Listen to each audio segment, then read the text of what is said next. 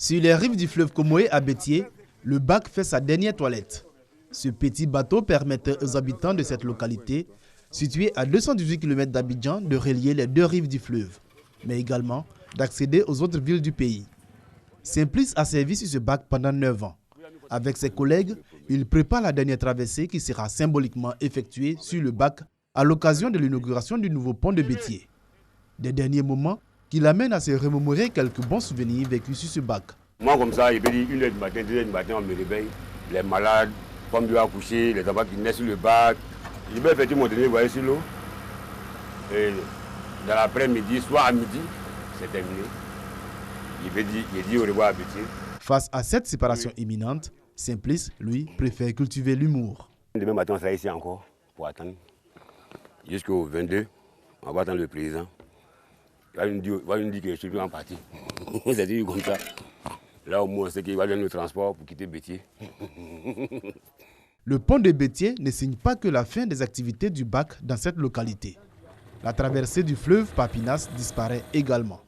Cette activité lucrative était détenue par les jeunes de la ville. Dans le bac en panne, on se retrouvait souvent avec 30 000 francs par jour, 35 000 francs par jour. Bon, quand le bac n'est pas en panne, souvent on gagne 15 000, 20 000, bon, ça dépend.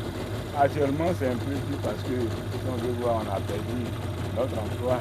Aujourd'hui, bon, on n'a pas d'activité, on est en train de penser comment on va faire. Bon, pour le moment, on est en train de prier Dieu. Aujourd'hui, on pense à leur reclassement. Avec l'arrivée du pont, il y aura d'autres activités qui seront créées et nous ferons tout pour pouvoir insérer ces jeunes-là dans d'autres secteurs d'activité.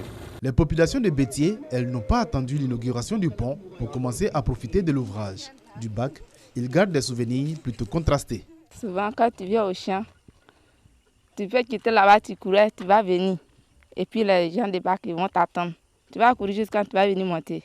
Et puis c'est gratuit, on ne paye pas. Mais si n'était pas le bac là, tu allais faire comment? Tu allais marcher, venir s'asseoir à ta pinasse.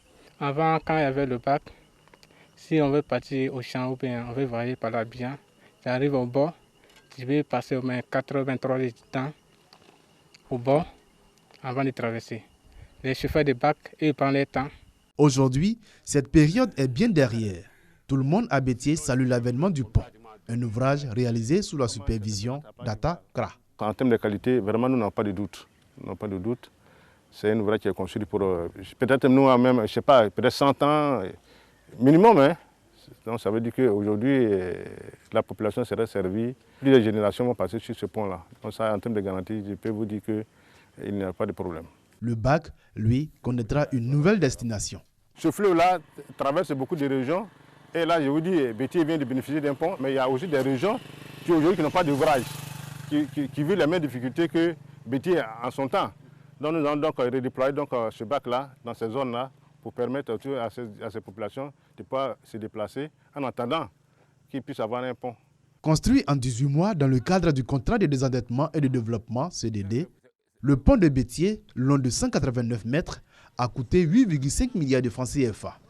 Après le bitumage des principales artères de la ville, le pont vient ajouter une nouvelle couche au désenclavement de cette région du pays qui demeure l'une des plus grosses productrices de matières premières agricoles.